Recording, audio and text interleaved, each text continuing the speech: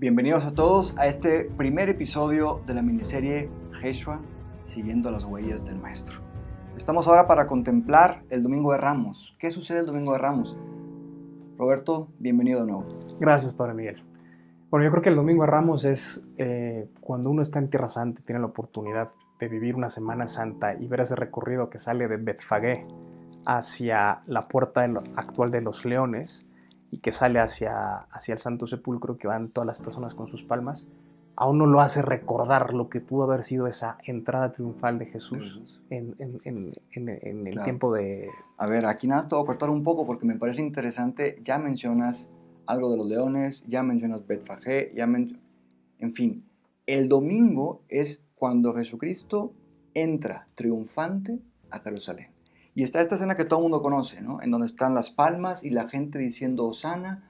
Bueno, a mí ya desde aquí me entran algunas dudas, porque conocemos el Evangelio, sabemos incluso que las personas que estaban recibiendo a nuestro Señor lo hacían no en calidad de un Mesías con un reino celestial, sino casi como un Mesías político, alguien que los iba a liberar de la esclavitud pues, de los romanos que estaban ahí sobre ellos.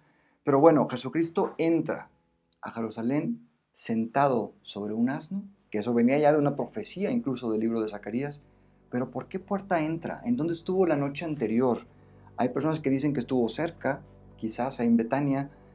¿A cuánto queda Betania? En fin, no sé si pudieras ayudarnos a comprender mejor cómo sucede esto que Jesús entra a Jerusalén ese día de domingo por la mañana.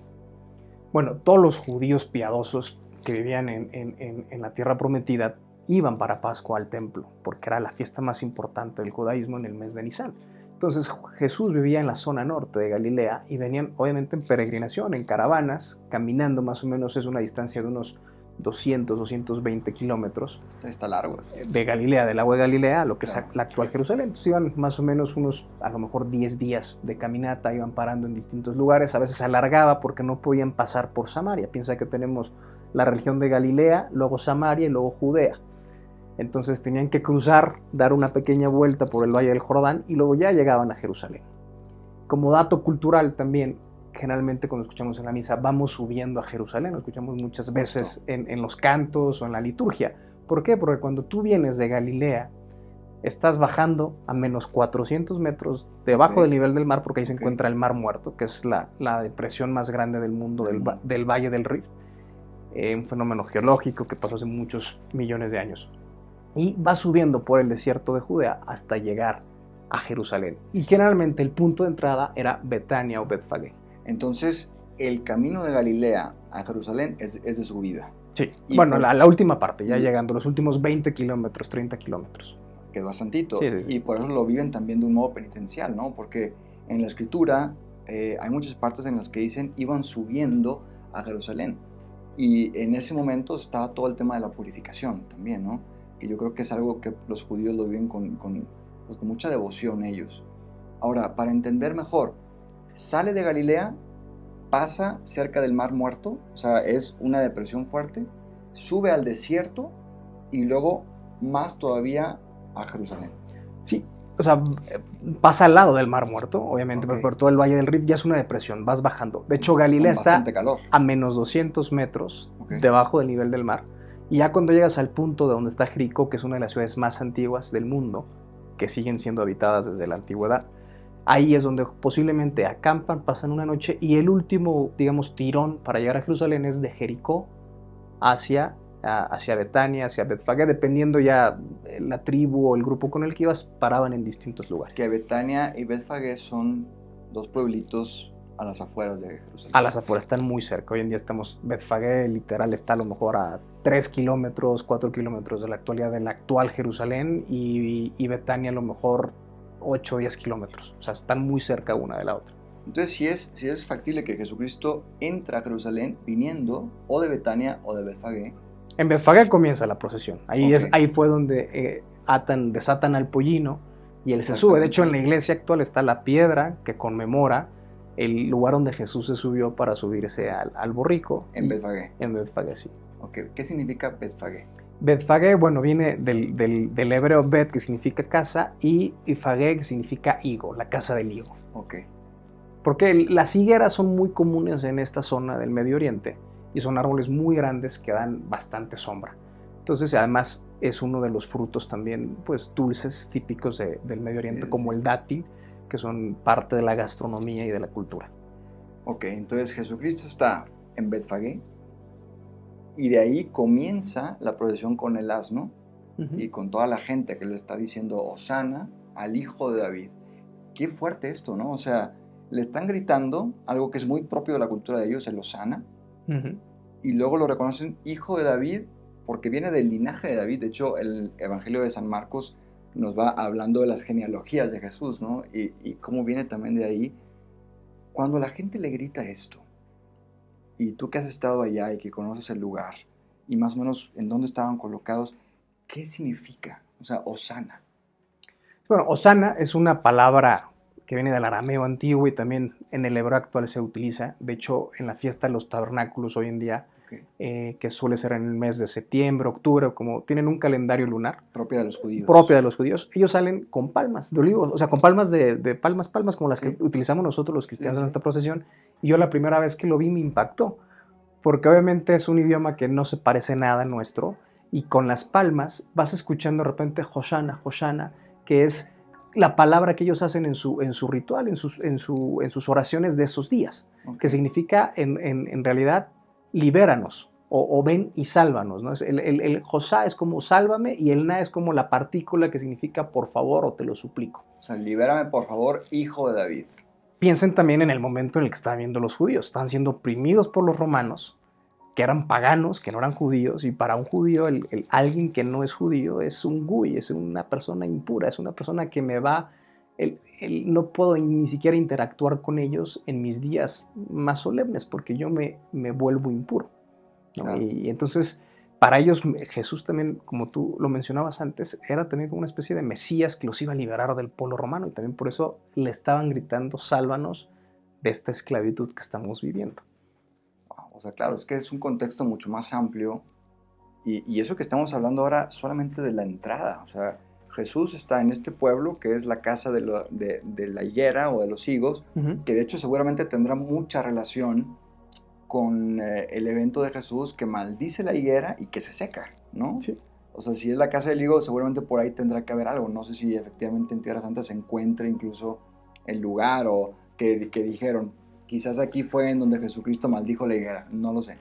Digo, como todo, Jerusalén es una ciudad que ha sufrido muchas batallas y muchas destrucciones a lo largo de la historia. Entonces, obviamente, no podemos saber si fue la piedra, si fue el árbol, o sea, no lo sabemos con precisión porque se ha sido destruida, pero la devoción y la tradición cristiana a lo largo de los siglos, por ejemplo, esta piedra que te mencionaba, que se encuentra en la iglesia de Betfagé, se remonta al periodo de los cruzados, es decir, hace más de 1000 años, que fue ese periodo en que los cruzados volvieron a reconquistar los lugares santos y dejaron una huella de las iglesias que han sido destruidas por los persas y los musulmanes. ¿Hacia el año? Más o menos siglo XI. Ok, siglo XI. Estamos hablando de finales del 1099 al 1199 es más o menos el periodo cruzado, 100 años. Jesucristo entra entonces a Jerusalén. ¿Por qué puerta? ¿Cuántas puertas tiene Jerusalén? Ok, mira, entonces, para que más o menos se sitúen, venían bajando de menos 400 y Jerusalén más o menos está a unos 800 metros sobre el nivel del mar, o sea, es casi 1 kilómetro. De hecho, cuando hoy en día tú vas, por ejemplo, en coche, vas bajando o subiendo por esa parte en la carretera, se te tapan los oídos o se te destapan por la presión que tienes.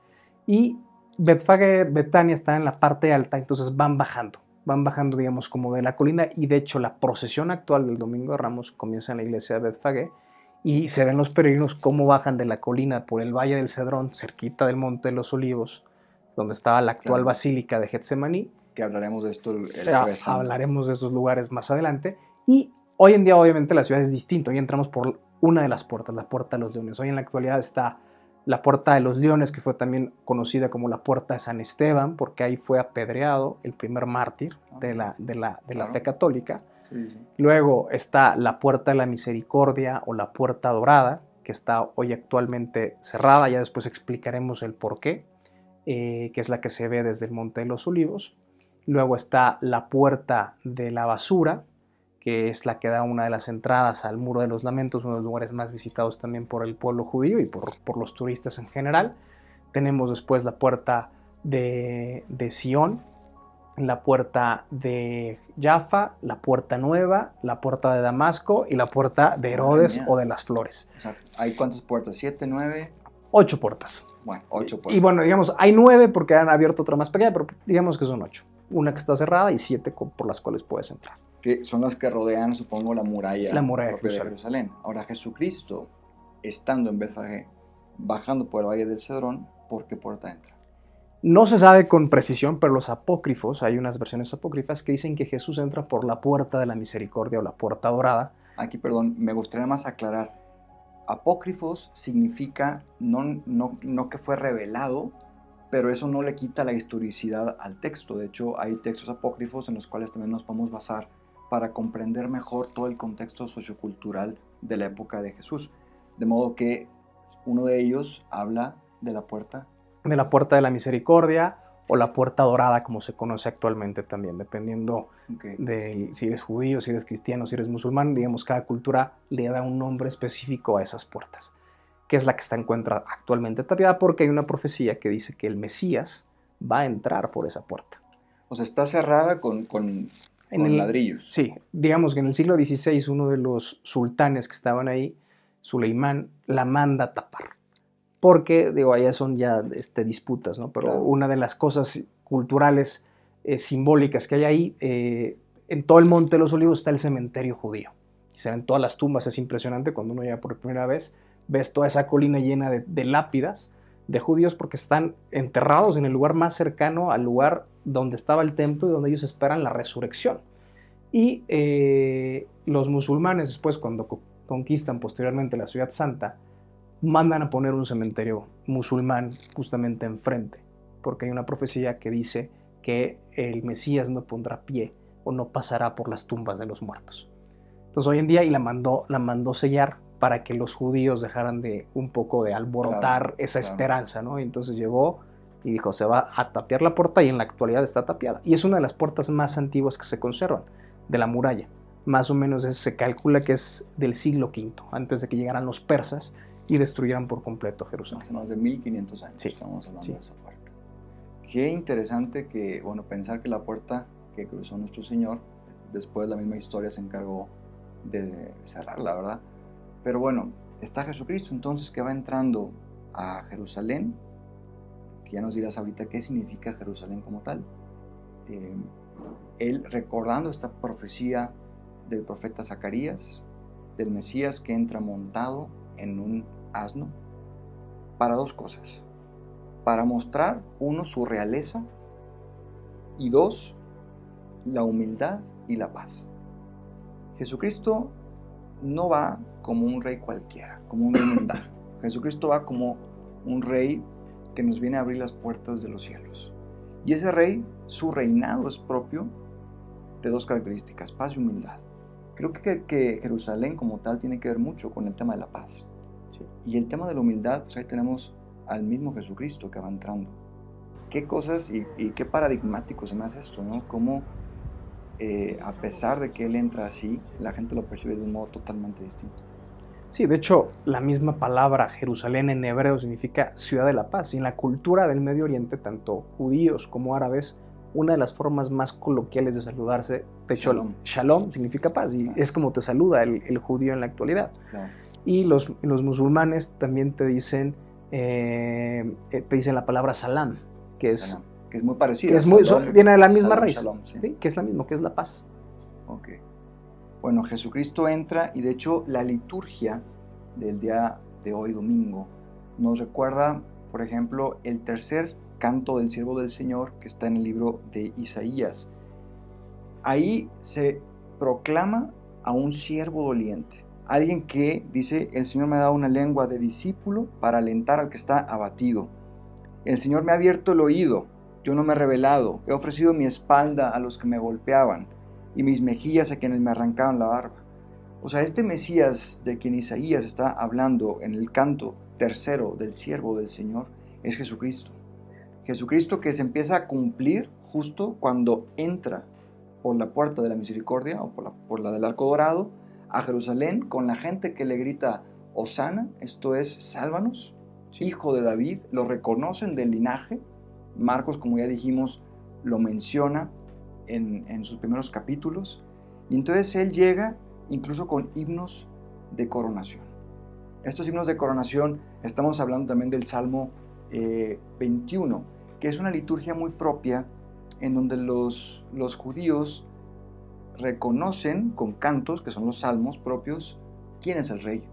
Eso todavía me imagino que entre ellos sigue siendo una tradición. Sí, oye, ellos siguen rezando los salmos actuales, los mismos que están en nuestra Biblia, son muy parecidos, prácticamente iguales, y los rezan, y ellos son un pueblo que reza mucho durante todo el día, tienen sus momentos de oración, y también hacen movimientos, rezan con movimientos, y dependiendo del tipo de salmo, si es un salmo de dolor, si es un salmo de perdón, un salmo de alegría, se mueven de un modo distinto. De hecho, es impresionante cuando uno va al Muro de los Lamentos, ver cómo hay judíos que se están balanceando así, otros que se están pegando en la cabeza, otros que gritan de alegría, porque cada uno está rezando un salmo distinto o se juntan en grupos también para alabar en conjunto a Dios. Qué maravilla, porque esto de los salmos lo tenemos nosotros en la misa, ¿no?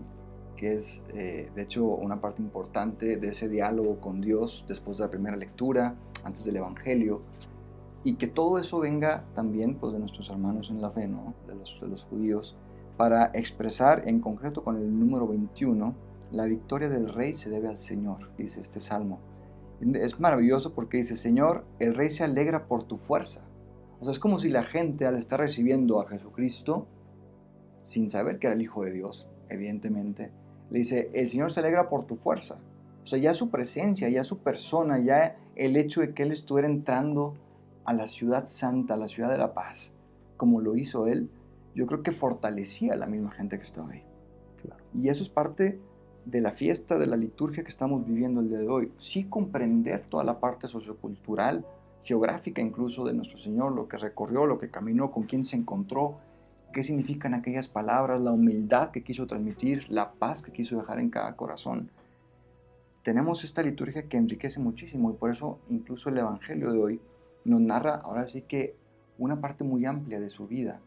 No se limita solamente a su entrega triunfal con las palmas, que ya vimos de dónde vienen, un poquito también el recorrido, sino que él tiene una visión más panorámica que ya sabe qué es lo que va a suceder cuando sube a Jerusalén.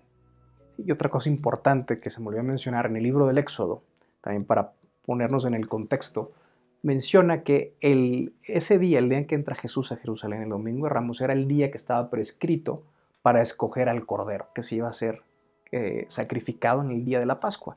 Entonces también es un simbolismo muy fuerte de cómo Jesús entra y la gente lo está eligiendo a él, ¿no? Está diciendo, tú eres el Hijo de David, Hosana, ven y sálvanos. O sea, estaban diciendo, tú eres el Cordero que vamos a elegir para hacer el sacrificio el día de la Pascua, ¿no? Y sin saberlo prácticamente. Sin saberlo, obviamente, o sea, porque no, obviamente no podías, ellos no podían decir, es decir, que una persona era el Mesías era muy fuerte, de hecho, por eso mismo lo condena después, que lo vamos a ver más adelante, el Sanedrín, por decir que era el Hijo de Dios, era una blasfemia, por eso se hacen las vestiduras, pero él entra también como esa prefiguración del Cordero que lo selecciona al pueblo, lo alaba, como para decir, te vamos a sacrificar después. Bueno, ahora este evento en donde Jesucristo entra y está la gente recibiéndolo, ¿en qué culmina? O sea, Él llega efectivamente al templo, ahí hará su ofrenda, ahí se purificará. ¿Qué es lo que sucede propiamente en ese momento? Digo, generalmente como un judío piadoso cuando entrabas a la ciudad santa, pues era el templo de Jerusalén, yo me puedo imaginar que era una de las construcciones más hermosas y maravillosas que ha de haber visto el ser humano en la tierra. Parecía algo majestuoso. Claro. Tenemos ahora simplemente algunas maquetas que nos pueden ayudar a idearnos cómo era el patio de los gentiles, el lugar del sacrificio, el Sancta Sanctorum. Era un lugar majestuoso. Entonces yo creo que como buen judío entra, obviamente hacían su purificación y entraban al templo a rezar. Porque ahí es el monte Moria, donde la tradición, para que nos ubiquemos también en el contexto bíblico, donde Abraham iba a sacrificar a su hijo Isaac, ¿no? Y el ángel del Señor le detiene la mano y le dice, hey, para, porque has tenido fe, sacrifica el carnero que está ahí enredado entre los arbustos. Y hoy en día se encuentra lo que se cree que es la piedra del sacrificio. Obviamente está debajo de la mezquita en la actualidad. Yo tuve la oportunidad de entrar a ese lugar, uno de los lugares yo creo que más santos y más importantes de las tres culturas monoteístas, y entrar ahí es como decir, wow, o sea, aquí se siente como una vibra, una energía, que muchos peregrinos cuando van a Tierra Santa dicen es que no sé qué siento aquí, pero en la atmósfera hay algo especial que me hace meterme más en el misterio, en lo que estamos contemplando. Y pues que si recordamos el llamado de Abraham, nuestro padre en la fe, como bien está dicho también en el libro de los Hebreos, si recordamos ahora la visita que tuvo el Santo Padre a Irak, en donde también se detuvo en Ur, que de ahí salió Abraham, porque ahí escuchó la voz de Yahvé. Y él es el padre, pues sí, ahora sí que de las 3 religiones monoteístas más grandes de todo el mundo, ¿no? Los judíos, los del Islam y nosotros. Qué tremendo estar también ahí en ese lugar. Ahora, Jesucristo llega al templo, ¿cómo sucede una purificación? Y realmente las purificaciones, por lo que tenemos en los libros y tal, generalmente llegaban con el sacerdote, a veces llevaban el sacrificio, dependiendo de qué rango socioeconómico eras, llevabas una paloma, llevabas un cabrito, dependiendo del tipo de fiesta, pero realmente había abluciones donde se lavan las manos. De hecho, hoy en día, por ejemplo, si vas al Muro de los Lamentos, hay como unas llaves de agua donde la gente se lava y tienen unas jarritas que tienen 2 asas. Okay. Entonces se purifican la mano izquierda, luego la mano derecha y se la van purificando así mutuamente 3 veces cada una para que queden completamente limpias y puedan entrar al Muro de los Lamentos, ¿no? A rezar. Y de hecho, la gente piadosa hoy en día sale de espaldas. O sea, no camina, no siempre, le da la espalda. Claro, siempre viendo. Siempre viendo. Entonces yo me imagino que también en tiempos de Jesús era algo parecido, donde estaba el Santa Santorum, la presencia de Dios. El Santo de los Santos. El Santo de los Santos, que era la parte principal, que era una explanada, el patio de los gentiles, el patio de las mujeres, y luego la parte designada a los hombres judíos, donde podían entrar a rezar, y luego la parte reservada solamente una vez al año a un sumo sacerdote que entraba, donde se encontraban los tesoros, el Arca de la Alianza, todos los tesoros de la religión judía, ¿no? Y entonces, pues era entrar al lugar más sagrado, porque ahí fue el lugar donde Dios le habló a Abraham y le dijo que a través del ángel que, o sea, porque fue el padre de la fe, no tuvo esa fe, y ahí es un lugar donde se transmitía la religiosidad del pueblo judío. Qué maravilla esto de Jesucristo, o sea, sumo y eterno sacerdote, hijo de Dios, entrando en el templo para ser purificado, para cumplir incluso con lo que la misma ley prescribía, ¿no? Y sabiendo él que le faltaban ya pocos días para él mismo ser el Cordero de Dios. Creo yo que es un mensaje muy potente. Tenemos entonces Betfagé, el tema de los higos y de la maldición de la higuera. Tenemos el templo, en donde sucede también que él arma un cordel, ¿verdad? Un látigo con varias cosas que estaban ahí, porque ve muchos cambistas fuera del templo y dice, no es posible que estén profanando así la casa de mi padre, que se da seguramente en esa visita también, porque en la escritura está puesto ahí, como se dice, junto con pegado. Tenemos a Jesucristo, y esta es la segunda lectura del día de hoy en la liturgia del libro de los Filipenses, capítulo 2, versículo 6, dice, el cual, siendo de condición divina, no consideró como presa codiciable el ser igual a Dios, sino que se anonadó a sí mismo tomando la forma de siervo, hecho semejante a los hombres. Tenemos sí al Hijo de Dios, pero tenemos también a un hombre, a un ser humano, que dice, quiero vivir lo mismo que ellos, quiero sentir lo mismo que ellos, quiero caminar por estos lugares. Yo creo que, bueno, el día de hoy domingo termina prácticamente con eso. Jesús regresa seguramente a dormir a Betfagé o a Betania. A Betania, Betania.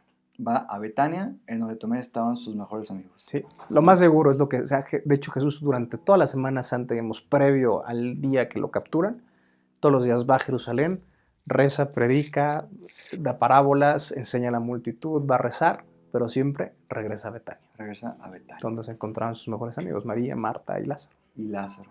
Que de hecho esta ciudad tiene también el nombre de Lázaro o algo así, ¿no? Sí, en árabe hoy en día se le llama Al-Zaría, como el lugar donde vivía Lázaro. De ahí es donde está Lázaro, la tumba hoy en día, donde se cree que se puede visitar. No se saca con precisión porque, digo, todas las destrucciones, claro, pero la fe y la tradición apuntan que ahí, pues seguramente fue el lugar de la resurrección de Lázaro. Entonces termina Jesucristo en el templo, regresa a Betania con sus mejores amigos y ahí tendrá una buena cena, seguramente, porque al siguiente día, lunes, es cuando se va a encontrar con los cambistas en el templo. Sí. Es cuando quizás también muchos se le enojan por lo mismo. Sí. Cuando él dice, levanten este templo o destruyan y levantaré este en 3 días. Claro. Lo de la higuera, pero voy a hacer algo que veremos en el siguiente episodio de esta miniserie Jeshua, siguiendo las huellas del Maestro. Pues muchas gracias, Roberto. Padre Miguel, gracias por sus aportaciones. Y gracias a todos ustedes.